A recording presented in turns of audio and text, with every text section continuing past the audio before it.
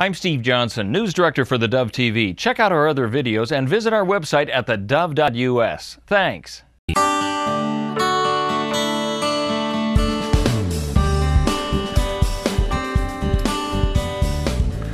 Welcome to Focus Today. I'm your host, Perry Atkinson, and delighted to have in the studio with us today Senator Alan Bates. And he's home getting some more sleep after Oregon's special session just ended last week, and we want to kind of get an update from him. Senator, good to see you, my friend. Good to see you Welcome too, home. Perry. Good to see you. Good Welcome home. Well, listen, I see here you gave it a B, and your colleagues on the other side of the aisle gave it a D. So yeah, there's a difference of opinion here, obviously. Well, it kind of did get a little drug out, but how do you think it went, the special session? I think overall it went pretty well. I think the BD thing is really a House-Senate deal. Okay. It's kind of inside baseball, but in the Senate where I serve and where your son Jason used to serve, we miss him terribly.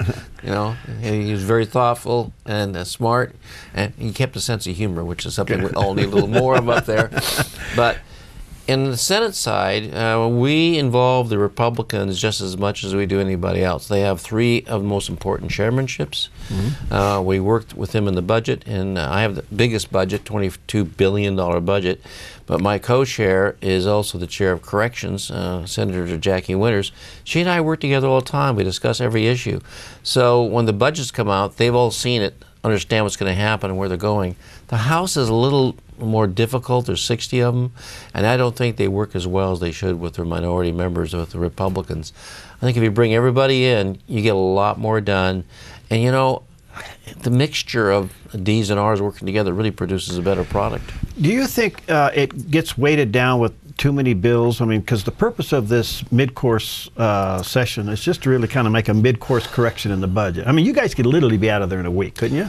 No. If you well, but I mean, if you kept it to the budget, if I kept to the budget, I think we get out in about 2 weeks, 3 weeks. Yeah, okay. I mean, this is huge budgets, and we have to move money around to balance things out properly.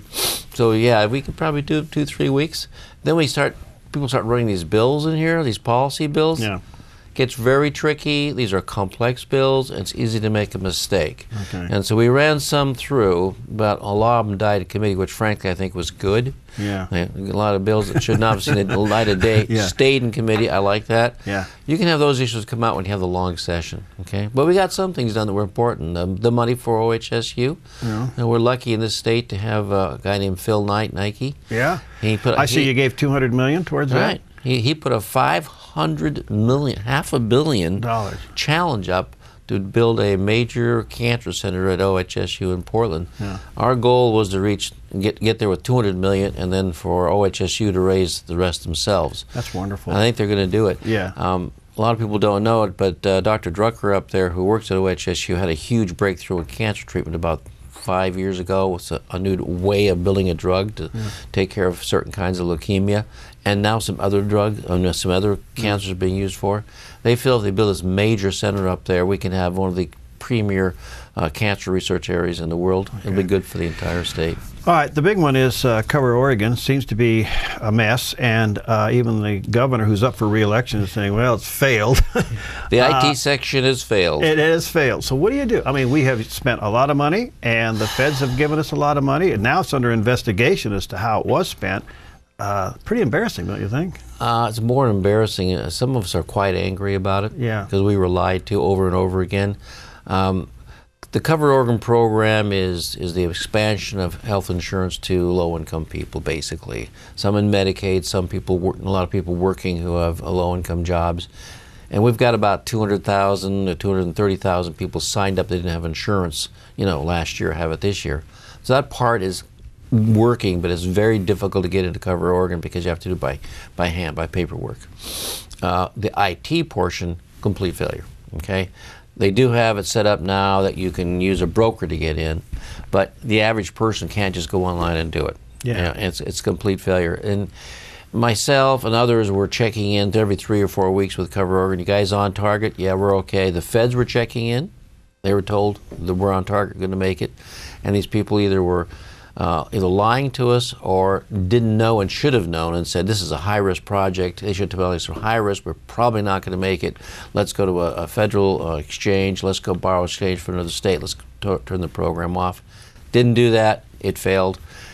Are you asking for a refund? We're going to ask for a refund. Are you really? Yeah, we're going to. I guess the way the contract was written, it's going to be hard to get some of that money back from Oracle, because Oracle is one we contracted with, which is a major software company. But we believe we can recover some of that, and we're going to try. All right. You made a little news during the Medford school strike. You thought this whole thing was mishandled. I thought this could have been resolved without a strike. And a lot of people may feel differently than I did about that, but when you look at, I haven't seen all the details of the settlement. When I looked at the settlement, it looked to me like it was pretty close to what everyone was talking about before the strike. Yeah. And the only people who got hurt in this were the kids. Yeah. 2 weeks out of school, 2.5 weeks out of school, they're going to have to make that time up. We put seniors at risk. I mean, having a strike at the end of the school year when seniors are trying to get through and go on to college or on to jobs, you know, what I've seen doesn't make much difference. And we put How can you avoid that? I mean, when I looked at that, we all frustrated with this thing. I mean, this thing is not good. There's no winners in this. No, there isn't. And Neither I'm thinking, side. well, what in the world could we do differently? You know, I think that the way to deal with this in the future is to get mediation started very, very early. You know, first it was just negotiation, but no mediation. I think we have to look at how we handle these things legally. At a certain point, you say you have to go to binding arbitration, you know, and stay away from a strike. You know, the real problem here is, you know, we've gone through a great recession. It's been really tough times. We've had to cut budgets, you know, and we expected trouble during that time. Yeah. We put $1 billion more on the table for K-12 schools this session, and then we gave them another $98 million unexpected increased local tax on the table right at the beginning of the strike. And we still can't come to an agreement. Now, come on, there's some way to doing this, okay? Yeah, there's got to be a way to reach an agreement. The pieces I've seen out so far is the teachers are going to pick up the 6% PERS cost. They got their cost of living increase to partially cover that. School days are going to be lengthened for the year. I mean, those are the kind of things they're all talking about for the last year and a half. Could the legislature fund based on binding arbitration? I think it's possible. Politically, it's difficult. Yeah. When you start messing with labor laws, it gets very tricky. I think we'll probably be looking at it next session. Yeah. It's just because discussion. you could save the whole state from a mess. You know. Well, what I'm afraid we'll see, rolling strikes across the state. We don't need to have that. There's a discussion now about a strike for the professors at Portland State University. I did notice that the teachers in the biggest school district in the state were watching the strike down here. Yeah. They settled. Yeah. They settled up in Portland. Yeah. So I like to look at those contracts. What made this one sad is it literally was going on for a year, and why this thing didn't get settled months ago is beyond me. I have no idea. Yeah. It should have been settled. All right. The purpose of the special session was to tweak the budget and make sure that it's balanced. Are you pleased with the way it came out? Yeah, very pleased. We're in a situation now that we're not having to cut budgets like we used to. We would walk in there and we'd walk in a session like this and say, well, we're down $500 million in revenue. Yeah. Which programs you're going to cut? We came in right on target for what we thought our revenue was coming in. We moved some money around. In my budget, as an example, we moved about close to $100 million out of Oregon Health Authority over to Human Services. We did that because, frankly, they're saving money with the coordinated care organizations. We're saving money. The money's being going out to patients to be taken care of. But as we had hoped, the cost of that health care is coming down because of what the CCOs are doing. And that allowed us to put more money into what happened to the gun services. bill in the special session? The gun bill never made it out of committee for lots of reasons. Okay. The gun bill initially was about registration and who goes into the registration for the background checks and how you deal with them. I never felt very good about that. It didn't seem like it did anything. From my point of view, when you talk about guns in America, understand first that guns are out there, be pragmatic about it. That's reality. Mm-hmm. But what we really worry about the most is mentally ill people getting guns. Yeah. In the end, they actually proposed something that we're going to look at next session, which is this. We have people who are under court mandates, and they're not in institutions, but they're out in the public under court mandates for mental illness. Make sure they're taking their medication. They've been violent a few times, that sort of thing. We're looking at a bill that would say if you're in that situation, you're under control of the court, you shouldn't have a gun, and you should be registered not to have a gun. That's the kind of thing that actually makes sense to me. Okay, but it didn't go anywhere. It came out the last week. Again, goes back to what you said earlier. These are complex issues, and they should be dealt with in the full session. We'll look at that in February, a year from now. The cities that want to opt out on medical marijuana distribution seems reasonable, but how'd that end up? We got a 1-year extension for them to be able to opt out. I would have rather seen that permanent. Yeah. I thought that if a community or a city wants to opt out and not have dispensaries. Was that kind of a bipartisan support in that? Why didn't it go anywhere, I wonder? Well, it came out. We got that done. Okay, but only for 1 year. For a year. But we'll be back in session before that's up. Okay. I'd like to see it as a permanent law. I think if Medford or Grants Pass or you pick your city doesn't want dispensaries in their city, that's fine with me. Yeah. Let the people in the community make that decision. So you think you can make that permanent when you go back into session? I would vote for it to be permanent, and I'll push to have it made permanent. Wow. There'll be other areas, other cities that want them. That's fine. What is the feel for marijuana overall in the state of Oregon? Where's this going? You're a doctor. Where is this going? I think that in Oregon and across the country, we're going to see legalization of marijuana. I think that's just inevitable. When you look at the polls for people under 50, it's like 70, 80%. And even in higher age groups, it's up to 50% now. So we're going to have to deal with this. Whether we like it or not, we're going to deal with it. And we need to deal with it in a cautious and careful way. It's really, we really don't know very much about marijuana. It's been used a lot, but no real good studies. What we do know is this.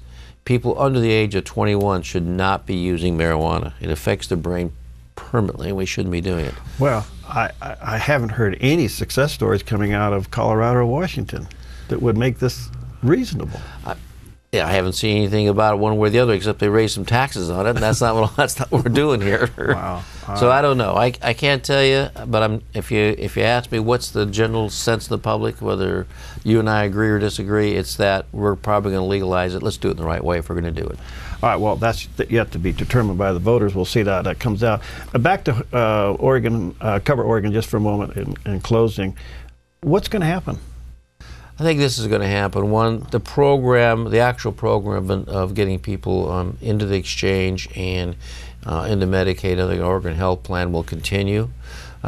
We will get everybody ultimately insured in this state, and that's going to make a big difference as far as health care is concerned. On the IT portion, the portion that everyone's focused on, probably a 50-50 chance it'll be running by the next open enrollment in October. Remember, we have open and closed enrollments on insurance plans. Enrollment's going to close down the next 4 or 5 weeks, and then it'll open up again in October. Probably a 50-50 chance, but they're going to have to make a decision. We're going to have to make a decision probably about early August. If this thing isn't running properly and tested, you have to pull the system and probably go to the federal exchange. Are you feeling the pressure from this potential investigation from the feds? No, I welcome it. Good. I want to get to the basis of what happened here, who lied to who, and how come we were lied to. I'm looking forward to that investigation. Good. I'm hoping to uncover what really happened. Well, Senator, thanks. People who want to correspond with you, what's your website or how they do that? It's Senator Alan Bates at org.gov.com. Okay, there you go. Yeah, there you go. Thanks for coming in. Good Thanks to see for you. having me. Okay, we'll be right back.